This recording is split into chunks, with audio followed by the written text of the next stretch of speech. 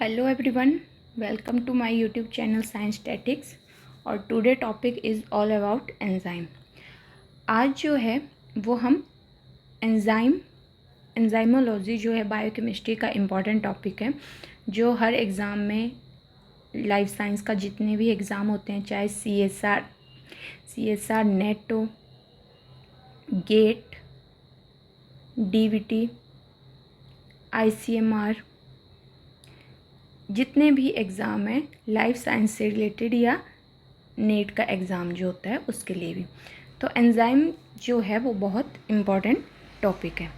तो हम जो है वो एंजाइम काइनेटिक्स के बारे में डिटेल में भी पढ़ेंगे, लेकिन उससे पहले हमें एंजाइम की बेसिक प्रॉपर्टीज़ देखनी है, क्योंकि स्टेटमेंट से क्वेश्चन आते हैं। उसके बाद कोफैक्टर, कोएंजाइम, कौन से एंजाइम होते हैं और एंजाइम वो किस ग्रुप में आते हैं, वो एंजाइम का basic and carbonic anhydrase enzyme जो है उसका जो ग्राफ है उसके बारे में, और एंजाइम वर्क कैसे करते हैं उनके बारे में सबसे पहले वो स्टडी करेंगे।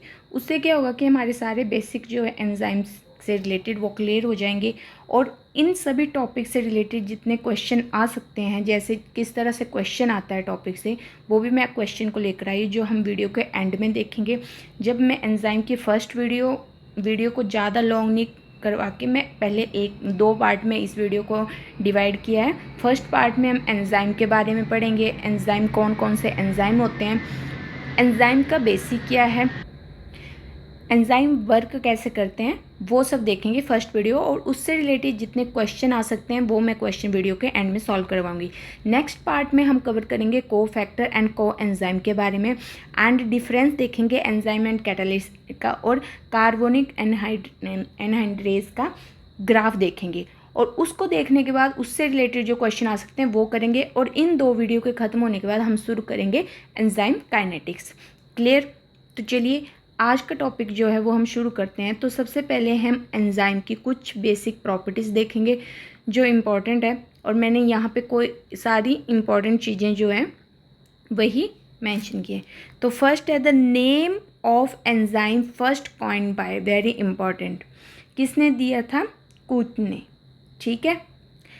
Letter enzyme molecules detect by Buchner.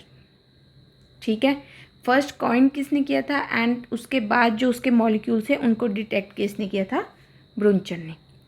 ठीक है, क्लियर? फर्स्ट स्टेटमेंट क्लियर होगी। इंपॉर्टेंट चीज़ें हैं सारी, तो प्लीज़ अपने नोटबुक पे नोट डाउन कर लीजिएगा। Next point is isolation and crystallisation of urease by James Sumner in 1926। जो फर्स्ट टाइम जो आइसोलेशन की थी एंजाइम की एंड क्रिस्टलाइजेशन, वो किस एंजाइम की थी?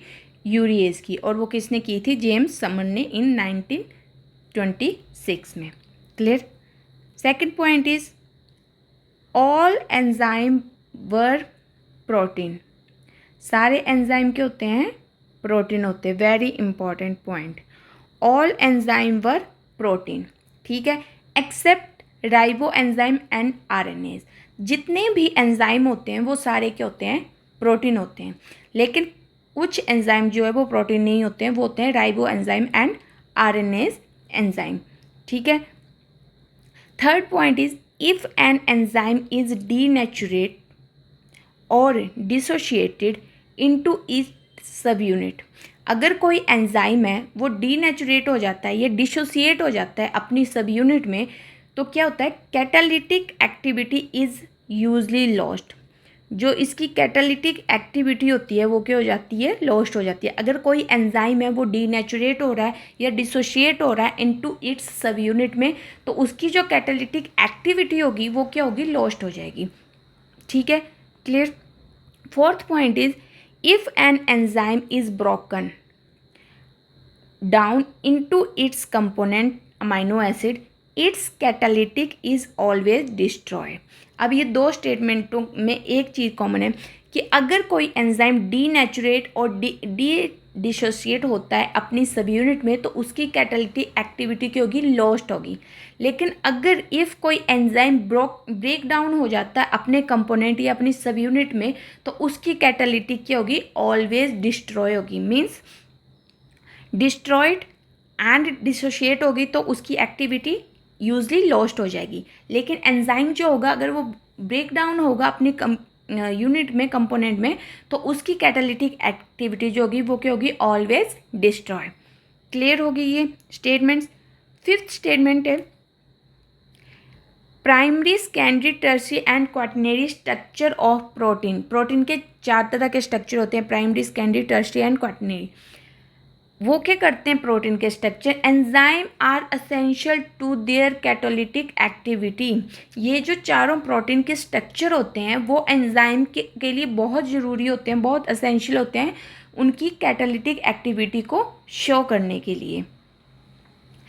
ए complete catalytic active enzyme together with its bond coenzyme and metal ion. किस किस के साथ, को एंजाइम एंड मेटल एंजाइम, उसको कहते हैं होलो एंजाइम। होलो मीन कंप्लीट एंजाइम। तो कंप्लीट एंजाइम कब होता है, जब उसका जो कैटालिटिक एक्टिव साइड एंजाइम है वो किसके साथ हो, जो उसके साथ बॉन्ड है, को एंजाइम भी बॉन्ड को एंजाइम का और मेटल आयन का, तब वो होलो एंजाइम कहा जाएगा। Protein part such as enzyme is called apoenzyme and apoprotein. सिर्फ प्रोटीन पार्ट ही है, कंजुगेट प्रोटीन ही है, कोई कोएंजाइम नहीं है या कोई मेटल आयन नहीं है, सिर्फ प्रोटीन पार्ट है या कंजुगेट पार्ट है तो उसको कहेंगे एपो एंजाइम। ठीक है, अभी holo enzyme and apo enzyme क्या होता है ये मैं आगे बताऊंगी, जब हम जो देखेंगे कि एंजाइम वर्क कैसे करते हैं तब मैं आपको क्लियर करूंगी डायग्राम के थ्रू। अभी भी आपको क्लियर हो गया होगा कि अगर किसी प्रोटीन के साथ को एंजाइम अटैच है बॉन्ड के साथ कैटालिटिक एक्टिविटी के लिए और मेटल आयन अटैच है तो वो होलो एंजाइम होगा, एक कंप्लीट एंजाइम होगा। लेकिन उसमें सिर्फ प्रोटीन पार्ट ही है, कोई मेटल आयन नहीं है, कोई को एंजाइम नहीं है, तो वो एपो एंजाइम होगा या उसको एपोप्रोटीन कहते हैं। ठीक है, आगे 2 चीज़ें जो होती हैं वो बहुत कॉमन देखेंगे हम, जिसमें हम डिफरेंट को फैक्टर देखेंगे एंड को एंजाइम देखेंगे। उसमें क्या है, को फैक्टर। को फैक्टर क्या होता है, को फैक्टर जो होता है वो एंजाइम जो है वो रिक्वायर्ड करता है इसको। Enzyme required additional chemical component. ठीक है, केमिकल कंपोनेंट कह सकते हैं, या ये जो होते हैं आइदर 1 और मोर होते हैं, इनऑर्गेनिक आयंस होते हैं ये। ठीक है, इनऑर्गेनिक आयंस। जैसे एग्जाम्पल के तौर पे हम लिख सकते हैं Fe2 positive, magnesium ion, zinc ion, ये जो होते हैं वो जैसे एग्जाम्पल, उसको को फैक्टर कहते हैं। वहीं अब को एंजाइम की बात करें तो को एंजाइम जो होता है एक कॉम्प्लेक्स होता है, एक कॉम्प्लेक्स ऑर्गेनिक और मेटा ऑर्गेनिक मॉलिक्यूल्स का। ठीक है, ये होता है को एंजाइम। ये बहुत ज़रूरी होते हैं। मोस्ट ऑफ को एंजाइम जो होते हैं वो कहाँ से डिराइव होते हैं, वो डिराइव्ड होते हैं विटामिन से। याद रखना, इंपॉर्टेंट पॉइंट है, नोट डाउन कर लेना। मोस्ट ऑफ द को एंजाइम कहाँ से डिराइव होते हैं, विटामिन से। ठीक है, ये क्लियर हो गया को फैक्टर एंड को एंजाइम के। ये सिर्फ बेसिक है, आगे जब हम को फैक्टर एंड को एंजाइम को डिटेल में पढ़ेंगे तो इसका मैं एक फ्लो चार्ट दूंगी, कौन से को फैक्टर किस एंजाइम के लिए होते हैं, कौन से को एंजाइम किस विटामिन के लिए होते हैं और उनमें कौन सा एग्जाम्पल या प्रिकर्सर होती हैं विटामिन। ठीक है, वो हम आगे आने वाली वीडियो में देखेंगे। 2 पार्ट हैं, एक पार्ट में हम अभी बेसिक कवर करेंगे, उसके बाद नेक्स्ट पार्ट में मैंने आपको स्टार्टिंग में बता दिया कि को फैक्टर और को एंजाइम को हम डिटेल में देखेंगे। अब देखेंगे हम कि कौन से एंजाइम जो है क्लास ऑफ डिफरेंट क्लास, जो इंटरनेशनल क्लासिफिकेशन है एंजाइम की, वो देखेंगे। हम देखेंगे कि क्लास का नेम क्या है और उसमें कौन से टाइप का रिएक्शन होता है। ठीक है, कौन से टाइप का रिएक्शन होता है, तो हम देखेंगे अब एंजाइम की क्लासिफिकेशन। क्लासिफिकेशन देखने के लिए फर्स्ट एंजाइम जो है को जो एंजाइम का ग्रुप है वो आता है ऑक्सीडोरिडक्टेज एंजाइम। ऑक्सीडोरिडक्टेज एंजाइम। अब ऑक्सीडोरिडक्टेज एंजाइम क्या होता है, ये ट्रांसफ़र ऑफ इलेक्ट्रॉन करता है। ठीक है, क्या करता है ये, इसका क्या रिएक्शन होता है, ट्रांसफ़र ऑफ इलेक्ट्रॉन, इलेक्ट्रॉन को ट्रांसफ़र करता है। ठीक है, अब ऑक्सीडोरिडक्टेज एंजाइम में कौन कौन से एंजाइम जो होते हैं वो इंक्लूड होते हैं, वो है ऑक्सीडेज एंजाइम। ये क्वेश्चन आता है यहाँ से, बहुत बार आया है, इसलिए मैं करवा रही हूँ, इसके एग्जाम्पल बहुत इंपॉर्टेंट है। पर oxidase enzyme, dehydrogenase enzyme, lactate dehydrogenase enzyme. ठीक है, ये आते हैं ऑक्सीडोरिडक्टेज एंजाइम में, जिसका काम क्या होता है, जिसका रिएक्शन क्या होता है, ट्रांसफ़र ऑफ इलेक्ट्रॉन। ये जो क्लास है एंजाइम की, इसके अंडर जो एंजाइम आते हैं वो होते हैं ऑक्सीडेज, पर oxidase, dehydrogenase and lactate dehydrogenase. ठीक है, सेकंड एंजाइम की जो क्लास है वो है ट्रांसफरेज। ट्रांसफरेज एंजाइम, इसका क्या फंक्शन होता है, इसका फंक्शन होता है ये ग्रुप को ट्रांसफ़र करता है, ग्रुप ट्रांसफ़र रिएक्शन। ठीक है, इसका काम होता है ग्रुप ट्रांसफ़र रिएक्शन।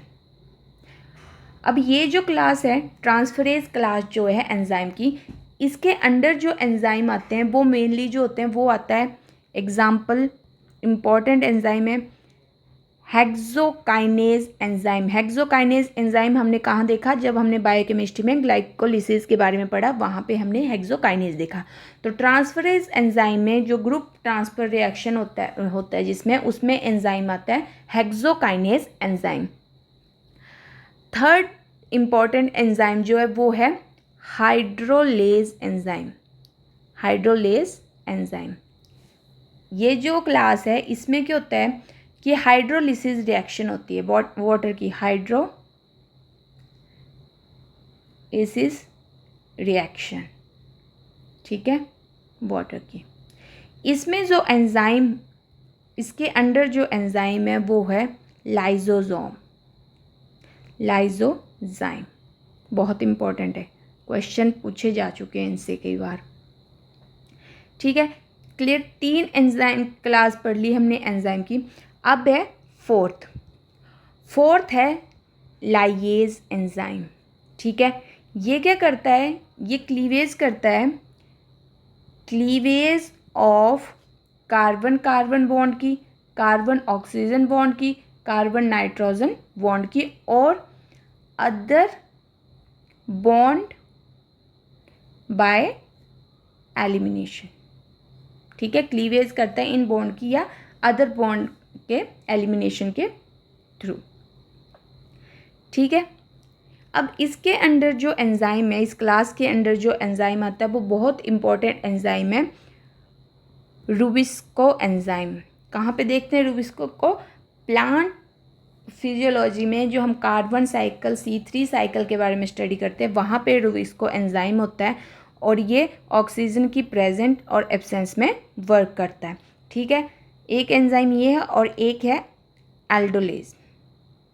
ठीक है, क्लियर। फिफ्थ एंजाइम जो है वो है आइसोमरेज एंजाइम। अच्छा, इससे पहले हम लाइगेज एंजाइम देख लेते हैं। अब इन दोनों में क्या डिफरेंस है आपको दिख जाएगा। ये क्लीवेज करता है और ये करता है formation of carbon carbon bond की, कार्बन सल्फेट बॉन्ड की, कार्बन ऑक्सीजन बॉन्ड की, एंड कार्बन नाइट्रोजन बॉन्ड की, और ये बॉन्ड होते हैं बाय द कंडेंसेशन। ठीक है, कंडेंसेशन रिएक्शन के through to cleave off ATP और सिमिलर फैक्टर। क्लियर।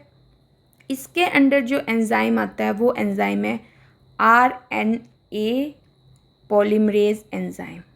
कहाँ पे पढ़ते हैं हम? ट्रांसक्रिप्शन में। ठीक है। इसके अंडर जो आता है वो एंजाइम आता है सिंथेटेज एंजाइम। और इसके अंडर एक एंजाइम आता है जिसको कहते हैं सिंथेज एंजाइम। अब सिंथेटेज एंड सिंथेज एंजाइम में क्या फ़र्क है? सिंथेटेज एंजाइम जो होता है वो यूज़ करता है ATP, और सिंथेज एंजाइम जो होता है वो do not use ATP। Clear. ये है क्लासिफिकेशन। इसमें 5 एंजाइम है जो बहुत इंपॉर्टेंट है, और इनके अंडर जो एंजाइम के एग्जाम्पल है वो भी बहुत इंपॉर्टेंट है, क्योंकि ये क्वेश्चन में बहुत बार पूछे गए हैं। तो मैंने यहाँ से सोचा कि आपको एक फ्लो चार्ट दे दूँ।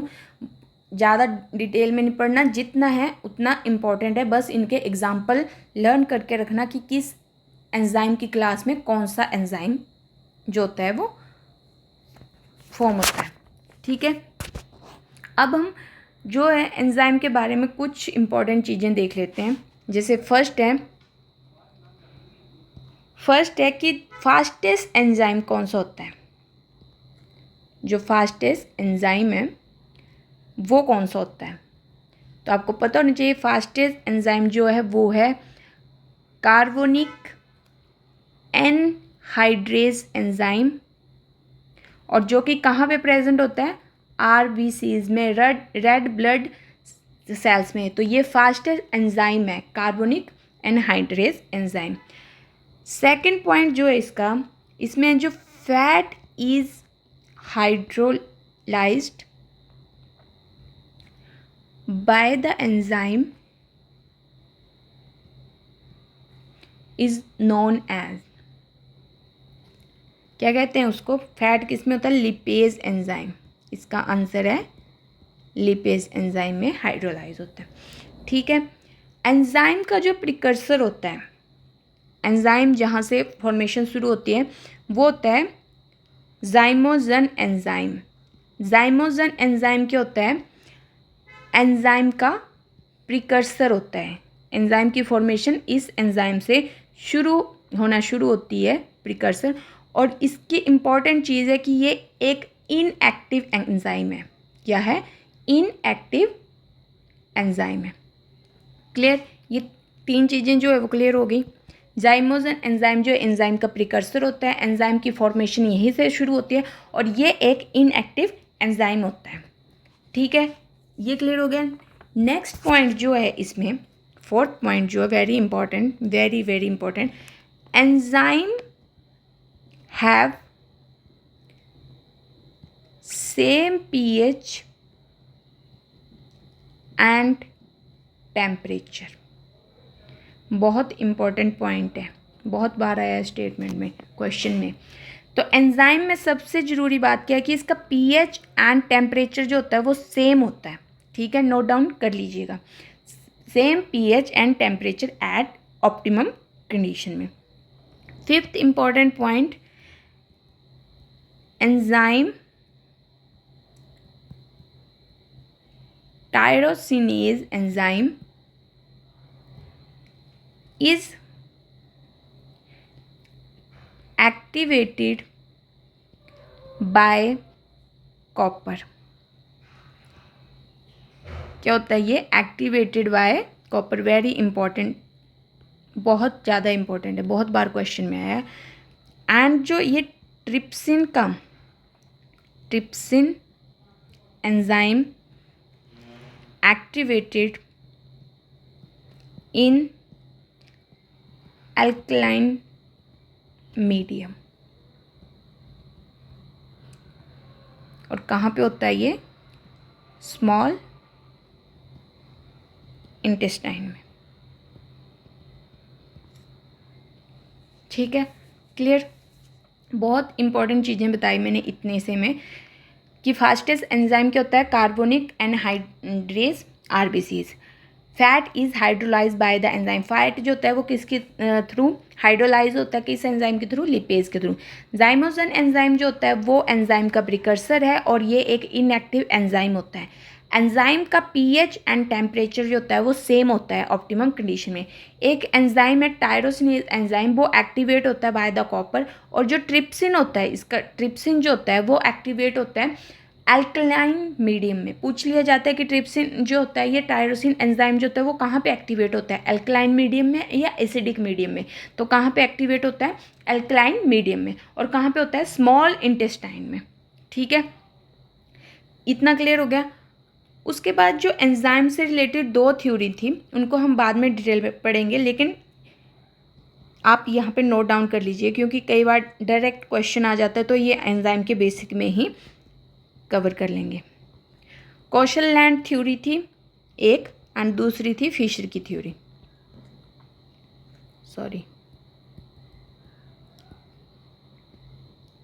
फिशर की थ्योरी। इन्होंने दी थी, कौशलैंड ने दी थी induce fit theory, induce fit theory दी थी इन्होंने। ठीक है, जो मोर वैलिड है, ज़्यादा वैलिड है इसकी मॉलिक्यूल कंपेनियन में। एंड फिशर ने दी थी लॉक एंड की थ्योरी, लॉक एंड की थ्योरी दी थी इन्होंने।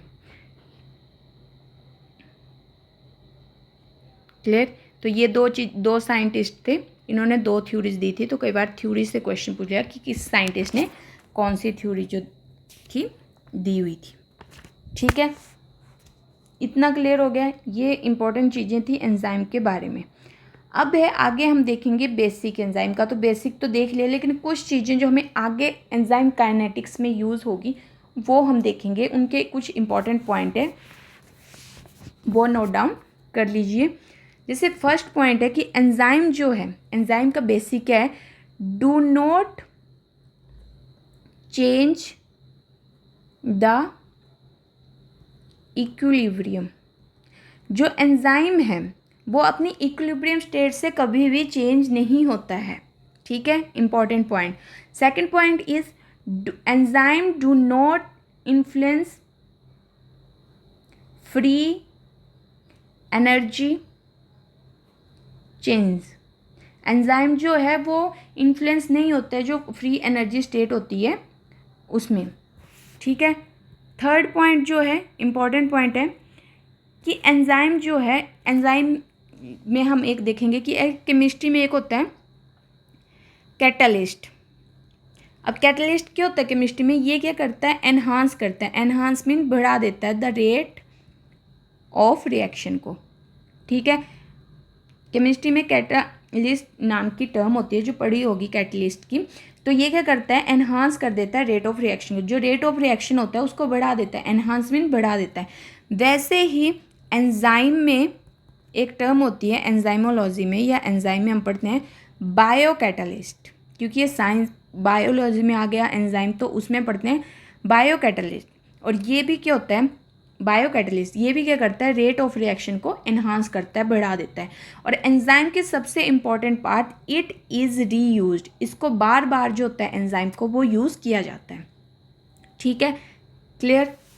अगला पॉइंट जो है fifth point, enzyme are protein. Enzyme जो होते हैं वो प्रोटीन होते हैं, और जो प्रोटीन होते हैं वो which act as biocatalyst. ठीक है, एंजाइम जो होते हैं वो प्रोटीन होते हैं और वो किसके एक्ट करते हैं, किसकी तरह एक्ट करते हैं, बायो कैटलिस्ट। और बायो कैटलिस्ट क्या होता है, जो एनहांस कर देता है रेट ऑफ रिएक्शन को। ठीक है, bio catalyst which increase the rate of reaction. ठीक है, without its being change overall enzyme. Enzyme को रीयूज़ किया जा सकता है, बट एंजाइम अपनी पोजीशन से कभी भी चेंज नहीं होता है। Enzyme not change in the overall process. Clear? हमने देखा है एंजाइम को रीयूज़ किया जा सकता है, बट एंजाइम की important, do not change the equilibrium, मतलब वो अपने प्रोसेस में, पूरे प्रोसेस में एंजाइम कभी भी चेंज नहीं होता है, जैसा है वो वैसे ही रहता है। ठीक है। 6th point is most of the enzyme are 3D globular protein. जितने भी एंजाइम होते हैं, most enzyme are 3D globular protein होते हैं। ठीक है, जिसमें tertiary and quaternary structure of protein आते हैं। ठीक है। अब एंजाइम की एक बहुत इम्पॉर्टेंट बात, enzymes are highly specific. Enzyme जो होते हैं वो हाईली स्पेसिफिक होते हैं टूवर्ड द सबस्ट्रेट। जो एंजाइम का सबस्ट्रेट होता है उसकी तरफ ये हाईली स्पेसिफिक होते हैं। हाईली कैटालिटिक पावर होती है, हाईली स्पेसिफिक होते हैं टूवर्ड द सबस्ट्रेट के लिए। और सबसे इम्पोर्टेंट स्टेटमेंट जो बहुत बार पूछी गई है, मैंने जब एग्ज़ाम दिया था तब भी ये स्टेटमेंट आई थी, तो इसको प्लीज़ नोट डाउन कर लीजिएगा। एंजाइम या दे एंजाइम इंक्रीज, एंजाइम जो होते हैं वो इंक्रीज कर देते हैं, एक second, increase the rate of reaction by lowering the activation. बहुत इंपॉर्टेंट लाइन है। एंजाइम कब इंक्रीज करता है रेट ऑफ रिएक्शन को? जब एक्टिवेशन ऑफ एंजाइम जो होती है वो लोअर कंडीशन में होती है। ठीक है। Enzyme increase the rate of reaction by lowering the activation. ठीक है, क्लियर हो गया ये थे एंजाइम के कुछ इंपॉर्टेंट पॉइंट जो स्टेटमेंट में डायरेक्ट आ जाते हैं, तो मैंने वो कवर करवा दिए आपको। जितने भी थे डिफरेंट तरह की एंजाइम की क्लासिफिकेशन देख ली हमने, बेसिक देख लिया। अब हम देखेंगे कि एंजाइम जो है वो वर्क कैसे करता है। एंजाइम जो है वो वर्क कैसे करता है, हाउ एंजाइम वर्क। ठीक है, इतना आपको क्लियर हो गया। तो एंजाइम जो है हमने देख लिया कि एक कैटालिटिक रिएक्शन होता है। ठीक है, वो क्या होता है, एंजाइम की इंपॉर्टेंट लाइन, एक लाइन है वो लिख लीजिए, the enzyme catalysed reaction is that it take place within the confine of a pocket on the enzyme called active site. ठीक है, एक एंजाइम है। ठीक है, ये देख लीजिए, मान लीजिए ये एंजाइम है। क्या है ये? एंजाइम। अब एंजाइम में क्या होगा, एक एक्टिव साइड होगी, पॉकेट की तरह, जैसे शर्ट में पॉकेट होती है ना, पॉकेट की तरह होगी, उसको कहेंगे एक्टिव साइट। तो यही कहा है स्टेटमेंट में, the enzyme catalytic reaction is that it take place within the confined pocket on enzyme. Pocket की तरह एंजाइम में एक साइट होती है, उसको कहते हैं एक्टिव साइट, जहाँ पे आके सबस्ट्रेट बाइंड करता है। Clear? Second point, the molecule that is bound in the active site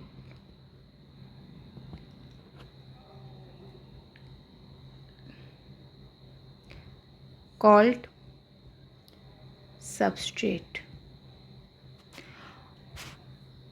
और जो कोई मॉलिक्यूल्स बाइंड करता है इस एक्टिव साइट में आकर, उसको कहते हैं सबस्ट्रेट। क्लियर? ये क्लियर हो गया। पॉकेट होती है एंजाइम की साइट में, उस पॉकेट को एक्टिव साइट कहते हैं, और उस एक्टिव साइट पे आके जो मॉलिक्यूल बाइंड करता है उसको कहते हैं सबस्ट्रेट। ठीक है, इतना ठीक क्लियर हो गया। आगे जो है, जो एंजाइम का रेट ऑफ रिएक्शन है, नॉट इक्विलिब्रियम, उसका एंजाइम की एक सिंपल सा इक्वेशन है, वो लिख लीजिए, बाकी तो हम आगे डिटेल में देखेंगे। एंजाइम सबस्ट्रेट जब बाउंड करते हैं तो एंजाइम सबस्ट्रेट बनता है। एंजाइम सबस्ट्रेट के बाद एंजाइम में प्रोडक्ट की फॉर्मेशन होती है और उससे क्या बनता है, एंजाइम प्रोडक्ट। ठीक है, अब ये कैसे आता है कि मान लीजिए एंजाइम जो अपनी इक्विलिब्रियम पोजीशन से स्टेट चेंज नहीं होते हैं, ये एक एंजाइम है। ठीक है, ये क्या है, एक एंजाइम है, और ये जो एंजाइम में है पॉकेट की तरह, वो है इसकी एक्टिव साइट। ठीक है, एक्टिव साइट। और ये जो बाहर है, ये है एक कोई मॉलिक्यूल जिसको कहते हैं हम सबस्ट्रेट। क्लियर? ये एंजाइम था, इसमें पॉकेट बनी हुई थी। ठीक है, एक्टिव साइट में ये सबस्ट्रेट आया और इसके साथ आके बाइंड हो गया। मान लीजिए 2 मॉलिक्यूल्स ऑफ सबस्ट्रेट थे, इसके साथ बाइंड हो गया, तो ये क्या बन गया, एंजाइम सबस्ट्रेट कॉम्प्लेक्स। ठीक है, ये वीडियो एंजाइम काइनेटिक्स को जो आप टॉपिक पढ़ेंगे ना, उनके लिए बहुत इंपॉर्टेंट है, क्योंकि ये बेसिक है, और अगर आपको बेसिक क्लियर नहीं होगा तो आप वो नहीं कवर कर पाएंगे, वो डायरेक्ट हो जाएगा कि आप सीधे वहाँ पे स्विच करके। पहले हम बेसिक से चल रहे हैं, स्टेटमेंट देख रहे हैं किस तरह से एंजाइम सबस्ट्रेट वर्क करते हैं, किस तरह से प्रोडक्ट बना, उसके बाद हम एंजाइम काइनेटिक्स पे जाएंगे, एंजाइम के इनहिबिटर पे ऊपर जाएंगे, ताकि आपको एकदम से चीज़ें जल्दी समझ आ जाएँ। इसलिए सीरीज़ बाय वीडियो चल रही है, ताकि आपको बिल्कुल लो पॉइंट से चल के आप हाई लेवल तक पहुँचे। एकदम से हाई लेवल पे जाएंगे तो आपको समझ नहीं आएगा। जब एंजाइम सबस्ट्रेट का कॉम्प्लेक्स बनता है तो उसके बाद क्या होता है, वहाँ पे फॉर्मेशन होती है प्रोडक्ट की। मान लीजिए यहाँ पे फॉर्मेशन हो गई प्रोडक्ट की, एंजाइम सबस्ट्रेट कॉम्प्लेक्स मिलके प्रोडक्ट बनाता है, तो ये बन गया एंजाइम प्रोडक्ट कॉम्प्लेक्स। उसके बाद क्या होता है, जो प्रोडक्ट होता है वो लीव कर जाता है, मतलब वो प्रोडक्ट बन के चला गया, रिएक्शन हो गई, उसके बाद ये साइट दोबारा से खाली हो जाएंगी। ठीक है, और यहाँ पे फिर से एक्टिव साइट खाली हो जाएगी, जहाँ पे आके कोई भी सबस्ट्रेट का मॉलिक्यूल्स बाइंड करेगा और दोबारा से सारा प्रोसेस रिपीट होगा। होप सो आपको ये बेसिक एंजाइम की वीडियो जो थी वो क्लियर होगी। इससे रिलेटेड कुछ क्वेश्चन किस तरह से आते हैं वो देख लेते हैं हम, उसके बाद वीडियो ज़्यादा लंबी होगी, इसलिए हम नेक्स्ट पार्ट में को एंजाइम एंड को फैक्टर को डिटेल में देखेंगे, कौन से को एंजाइम होते हैं, कौन से को फैक्टर होते हैं, और उनको कहाँ पे कैसे यूज़ होते हैं। ठीक है, तो फर्स्ट क्वेश्चन जो है, the term of enzyme is coined bye, अभी मैंने आपको बताया कि टर्म ऑफ एंजाइम जो थी वो कॉइन्ड की थी। फास्टेस्ट एंजाइम, हमने एंजाइम की प्रॉपर्टीज़ में देखा बेसिक में कि फास्टेस्ट एंजाइम कौन सा होता है, कार्बोनिक अनहाइड्रेज नहीं होता है, एनहाइड्रेज होता है, ए होता है। ठीक है, अगला है fat is hydrolyse by enzyme is known, किससे फैट हाइड्रोलाइज होता है, लिपेज से। ठीक है, enzyme generally have same pH and temperature optimise, same pH but different नहीं, हमने ये स्टेटमेंट देखी कि एंजाइम का पीएच जो होता है वो सेम होता है और टेम्परेचर भी सेम होता है। Enzyme do not require activation energy, do not change requirement of activation energy, increase requirement of activation energy या lowest requirement of activation energy. हमने देखा कि एंजाइम का रिएक्शन कब इंक्रीज करता है, जब उसकी एक्टिवेशन एनर्जी क्या होती है, लोएस्ट होती है। ज़ाइमोजन एंजाइम क्या होता है, ये एक एंजाइम का प्रिकर्सर होता है, ना कि ये पॉइजन इनहिबिटर या मॉड्यूलेटर होता है। जो कोसलैंड थ्योरी थी एंजाइम की एक्शन की, वो कौन सी थी, इसको देख के बताना है। तो आप सोचना कि कौन सी थी, मैं आपको बता देती हूँ, टाइम बहुत ज़्यादा हो रहा है इसलिए। जो कोसलैंड की थ्योरी थी वो थी, कौन सी थ्योरी थी, लॉक एंड की तो किसने दी थी, फिश ने दी थी, ये थी इंड्यूस फिट थ्योरी। तो ये कुछ मैंने क्वेश्चंस उठाए थे ताकि आपको आइडिया लग जाए कि टॉपिक से किस तरह से क्वेश्चन आते हैं। कल की वीडियो में, नेक्स्ट वीडियो में हम कोफैक्टर देखेंगे, उनका बेसिक देखेंगे, उनका एक चार्ट देखेंगे कौन से कोफैक्टर होते हैं और कैसे किस एंजाइम में वो हेल्प करते हैं। उसके बाद हम कोएंजाइम के बारे में देखेंगे, उनके विटामिन जो प्रिकर्सर है उसके बाद, और उसके बाद हम carbonic anhydrase mode of action का ग्राफ देखेंगे। तो प्लीज़ वीडियो इन्फॉर्मेटिव लगी हो तो वीडियो को लाइक कीजिए, चैनल को सब्सक्राइब कीजिएगा और नेक्स्ट पार्ट को भी वीडियो को ज़रूर देखिएगा। Thank you for watching.